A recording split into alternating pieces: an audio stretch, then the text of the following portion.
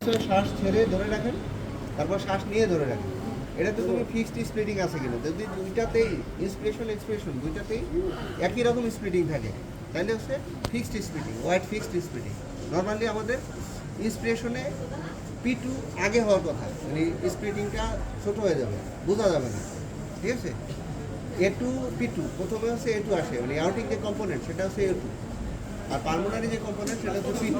হ্যাঁ, তাহলে A2 normally আগে আসে, P2 পরে আসে, কিন্তু ইন্সপিরেশনের সময় A2 আগে আসে, P2টা আরও পরে আসে, কারণ হচ্ছে ইন্সপিরেশনের সময় রাইট হার্টে ব্লাড যায়, তো ব্লাডটা যদি তুমি করো মানে খালি করতে সময় লাগে বেশি, এ কারণে P2 আরও সময় লাগে।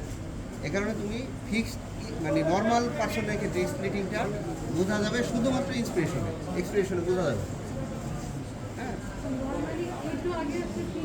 P2 পরে আসে,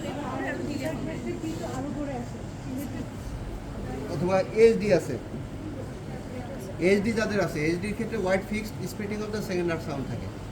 ইন্সপিরেশন এবং ইন্সপিরেশন দুই ফেজেই একই রকম থাকে, ঠিক আছে। আমি তো ভুলি, একদম অ্যাবসলিউট কোনো কথা নেই।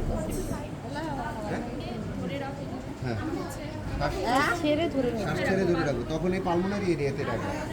হ্যাঁ, একটা এরিয়াতেই দুইটা মেরো। এটা হচ্ছে আমরা ফিক্স স্প্লিটিং দেখার জন্য, যে স্প্লিটিংটা ফিক্স কিনা। হ্যাঁ।